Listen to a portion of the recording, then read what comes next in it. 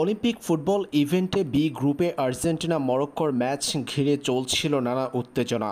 Copa America জয়ের পর ফরাসি ফুটবলারদের ইঙ্গিত করে আর্জেন্টাইন তারকা এনজিও ফার্নান্দেজের বর্ণবাদী গানের সূত্র ধরে আর্জেন্টাইন তরুণ ফুটবলারদের সঙ্গে বৈষম্যমূলক আচরণ করেছিল প্যারিসের দর্শকরা। এই ঘটনাকে বাড়তে না দেওয়ার জন্য মূলত দর্শকশূন্য স্টেডিয়ামে অনুষ্ঠিত হয়েছে আর্জেন্টিনার ম্যাচ। তাতেও স্বস্তি মিলেনি। এই ম্যাচের শেষ অংশে ঘটেছে অনাকাঙ্ক্ষিত ঘটনা, যার জন্য ম্যাচটিকে সার্কাসের সঙ্গে তুলনা করেছেন আর্জেন্টিনা দলের কোচ হাবিয়ের মাসচেরানো। ম্যাচের 1 ঘন্টা 30 মিনিট পর জানা গেল আর্জেন্টিনার দ্বিতীয় গোলটি বাতিল হয়েছে।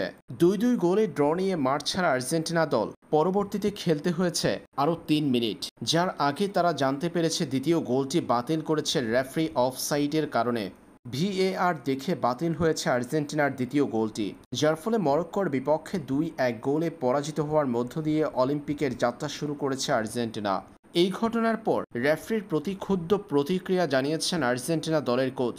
সামাজিক যোগাযোগ মাধ্যম ইনস্টাগ্রামে এক স্টোরি শেয়ার করেছেন আর্জেন্টাইন কিংবদন্তি লিও মেসি। সেখানে তিনি লিখেছেন, অবিশ্বাস্য, এই ঘটনা বিশ্বাস করতে পারছেন না লিও। ম্যাচে আর্জেন্টিনার বাতিল হওয়া গোলটির পর যখন খেলোয়াড়রা উৎসব করছিল, তখন তাদের উদ্দেশ্য করে পানির বোতল ছুঁড়ে মারতে দেখা যায় কিছু দর্শককে, যেটা বিব্রতকর পরিস্থিতিতে ফেলেছে আর্জেন্টিনার কোচ ও খেলোয়াড়দের। মরক্কোর জার্সি পরে কিছু দর্শক মাঠে প্রবেশ করার পর তাদেরকে মাঠ থেকে সরিয়ে নেওয়া হয়। ততক্ষণে আর্জেন্টাইন ফুটবলাররা ড্রেসিং রুমে চলে গেছেন।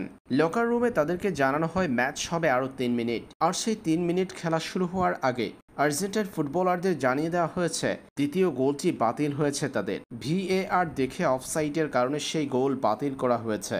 এমন ভুতুরে সব ঘটনায় ভরপুর ছিল আর্জেন্টিনা মরক্কোর ম্যাচটি, যে বিষয়টি নিয়েই সামাজিক যোগাযোগ মাধ্যমে চলছে ব্যাপক আলোচনা।